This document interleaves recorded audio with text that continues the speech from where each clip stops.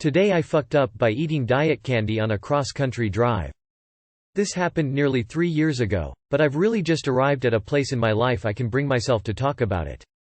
I, 34 at the time, had a little extra weight at one time. I was at about 220 pounds. Not too bad, but more than I wanted to weigh at the time, so I went on a low-carb diet. It really worked for me. I had lost around 40 pounds and I was really happy with that. My wife, then 36 female, was super supportive and helped me discover and cook meals that fit my diet. She helped my switch to diet soda, diet I've cream, oh god why, and helped me cut sugar from my diet altogether.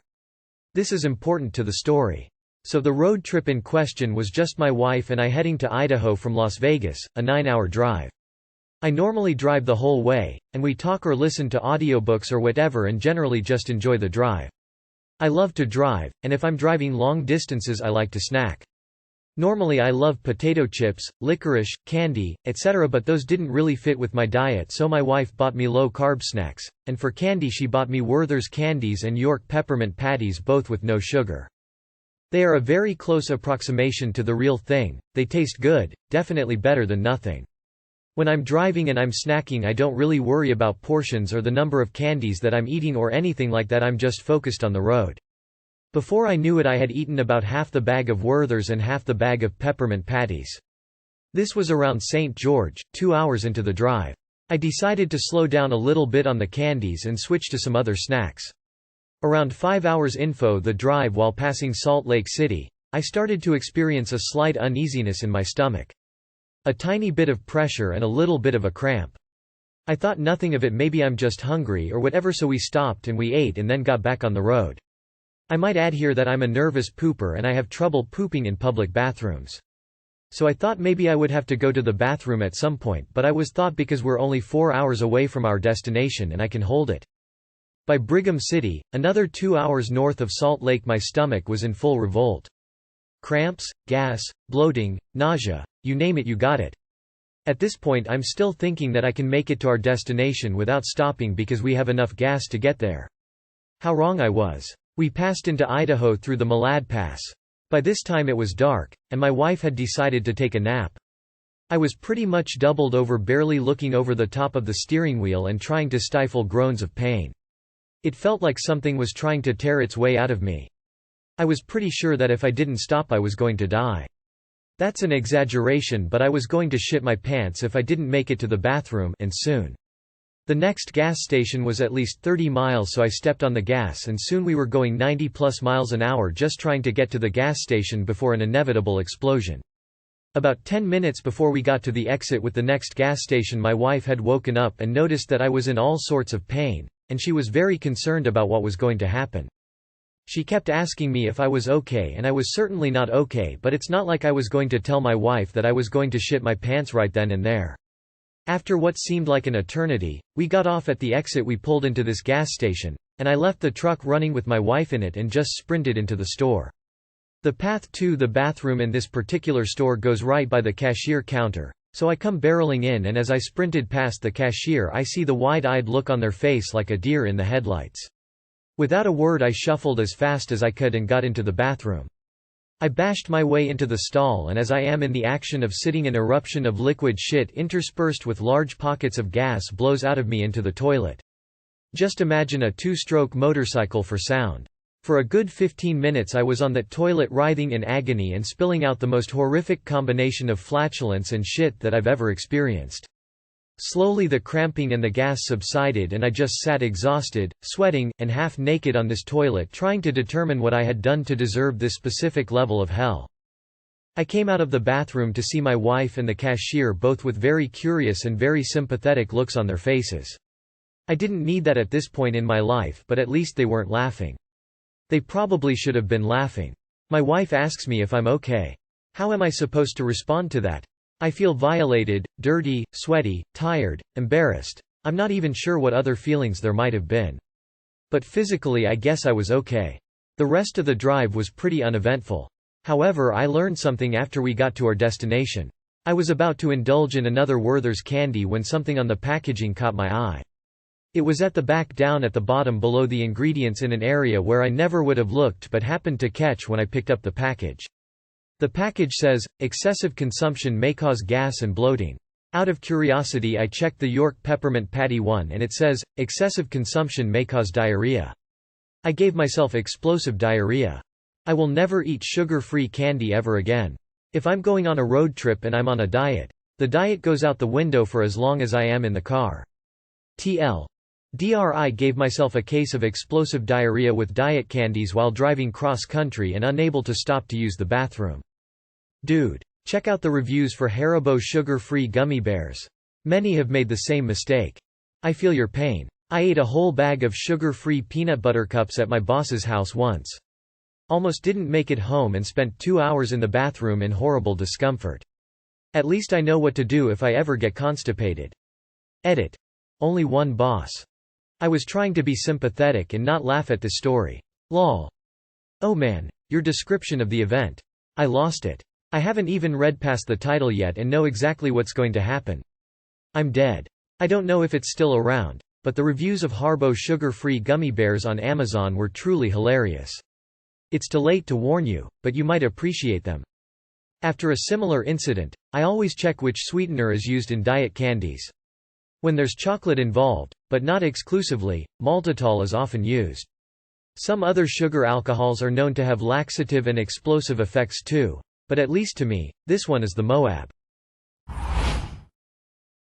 Today I fucked up by not taking the hint that a girl I work with wasn't interested. TIFU, or well, it was actually 2 weeks ago, but I have the courage to put it in here now. There is this girl, 20F, I, 23M, work with. She's only here for the summer, but from the moment she walked in, it was like the walls around my emotions had finally broken down. We talked for hours on hours throughout our shift. A little bit about work but mostly our lives and interests. On her second shift here, I decided to ask her to have lunch with me. After a couple of shifts had passed, it's as if she expected me to go with her every time. She wouldn't mind how close we were when talking about anything, and she would text me randomly, even on my days off. One time, I even wiped hand sanitizer off her arm and she just had this carefree attitude like it was safe if I was there.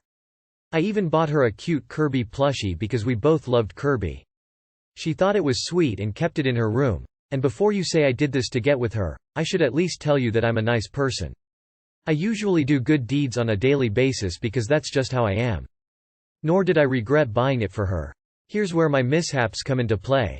I invite her to hang out once or twice. She said she was busy the first time and I thought, oh, she probably is, being a college student and all. For a bit of context, I just graduated college last year, so I understood for the most part. Though the second time, she agreed. When the day finally came, she flaked on me. I was upset of course, but I wanted to make it clear that if she wasn't comfortable hanging out with me, I would respect her wishes. She apologized and said she had a bunch of homework and reports, but then proceeded to say, I usually tell little white lies, but I'm telling you the truth. Days pass, and what do you know? She invites me out this time. Same thing happens and she flakes once more. At that point, I decided that I won't let myself have hidden feelings, because that's how my whole life has been thus far. It was 10 p.m. at night and I told myself that this would be the last time asking her out. I ask her out to dinner and she responds by saying, I'm available mid-June, though I am a flaky person. I took that as a no at first and said, even if we don't plan out dinner soon, the offer is always on the table. That was my second mistake. She continued to act closely with me, up until I surprised her with my feelings because I was tired of these games. If I get a no, I'll be okay. If I get a yes, I'll be pretty happy. She responded with, at least you had the courage to tell me, will you be here tomorrow? That left me confused for a week. Then 2 days ago, my coworker, let's call her Shay, 30F, told me that she asked the girl how she felt about me. The girl responded saying, no, I was trying to get him to take the hint by flaking, but I love talking to him and hanging out with him. She never intended on telling me, and letting me be confused. Thank God for Shay. At that moment I stopped texting or talking to the girl. I haven't texted her in 2 weeks. She sent one text about work and how she was sick. She still thinks everything's normal between us. I'm not mad or upset that she doesn't like me. I'm just disappointed that she couldn't tell me she didn't. Hearing it from someone else hurt more than I thought it would. Too long did not read. By not taking the hint and persisting. Edit. I see a good amount of comments about women being harassed and cases of murder due to confession and how it's all about protecting themselves. I just want to say that I completely understand and agree that these things happen often.